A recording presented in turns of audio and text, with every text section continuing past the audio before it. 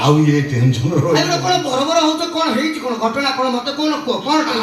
ସେ କଥା ଗୋଟେ କହିଲା ନାଇଁ କୁହ ଖୋଲିକି କୁହ କଣ ତ ମିଛ କହେ ନାହିଁ ନା ନା ନା ନା ଘଟଣା କହିଲା କଲି କୁହ ଭାଇ ତୋ ଉପରେ ମୋର ସନ୍ଦେହ ଥିଲା ଶୁଣ ନା ମୋ ପ୍ରତି ସନ୍ଦେହ ମତେ ସନ୍ଦେହ କରୁଥିଲ ଶୁଣ ଶୁଣ କଣ ପାଇଁ ସନ୍ଦେହ କରୁଥିଲ ମୁଁ ଜଣେ ସାଧା ସିଧା ଭଦ୍ର ପିଲାଟେ ତମେ ମତେ ସନ୍ଦେହ କରୁଥିଲ ନା ବେ ତୁ ମୋ ଘରକୁ ଯିବା ଇଚ୍ଛା କରୁଥିଲୁ ଯେମିତି ହଁ ତାପରେ ମୋର ଏ ଖଣ୍ଡକ କଣ କମ ନା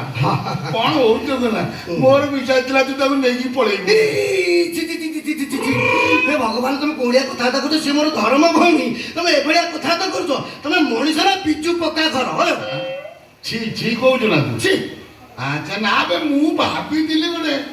ତମେ କଣ କପି ଏମିତି ଭାବିଲ ନା ପାଞ୍ଚ ମନ 25 ପ୍ରକୃତି କାହାର କେତେବେଳେ କଣ ମନ ହବ ଆଉ ଟିକେ ଛାଡ ମୋରି ଭେଳି ଭାଇ ମୁଁ ଆଉ କଣ କହିବି ଏ ଭାଇ ଆଉ ତମେ ଡେରି କର ନା ମୋ ଭଉଣୀ ଟିକେ ଡାକ ମୋ ବାହାଘର ଖୁସି ଖବର ମୁଁ ତାକୁ ଟିକେ କହିଦେଇକି ଯାଏ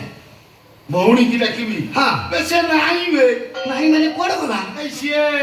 ତା ବାପ ଘରକୁ ପଳେଇ ଯିବା ଡେରି କାହିଁ ଏ ସମୟରେ କଣ ବାପା ଘରକୁ ପଳେଇଗଲା ମ ନା ବେ ଇଏ ସମୟରେ ଯାଆନ୍ତି ଯାଆନ୍ତି ମାନେ ମୁଁ କିଛି କଥା ବୁଝିପାରୁନି କଣ ସମୟ କଣ କିଛି ତୁ ଜଣା ବୋତରା ଆଜି ବା ହେଇଛୁ ତୁ କଣ ଜାଣିଛୁ ଆଉ ମତେ ଟିକେ ବୁଝେଇକି କହୁନ କଣ ପାଇଁ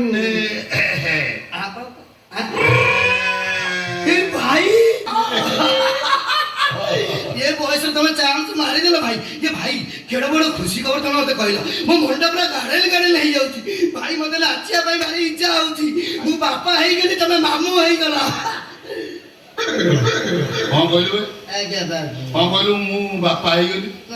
ବାପା ହେଇଗଲୁ ନାଇଁ ମୁଁ ବାପା ନା ମୁଁ ମାମୁଁ ହେଇଗଲି ତମେ ବାପା ହେଇଗଲ କଥା କହିବ ଯେମିତି ଯାଉ ଭାଇ ତମେ ମତେ ଗୋଟେ ଭଲ ଖୁସି କରି ମତେ କହିଲ ହେଲେ ଭାଇ ମୁଁ ଗୋଟେ ବଡ ଟେନସନରେ ପଡିଯାଇଛି କଣ ଟେନସନ କଣ ଘଟଣା କଣ କହିଲ ଆଜି ହଉଛି ମୋର ବାହାଘର ଆଉ 3 ଦିନ ପରେ ଚତୁର୍ଥୀ ଭୋଜି ସେଇ ଭୋଜି ଭାତ ପାଇଁ ଟଙ୍କା 10 କୋଟି ଦରକାର ଥିଲା ଦେବି ଦବ ଏଇ 20,000 ଟଙ୍କା ଇଏ ମୋ ଭାଇ କରି କି ହବ 20,000 ଟଙ୍କା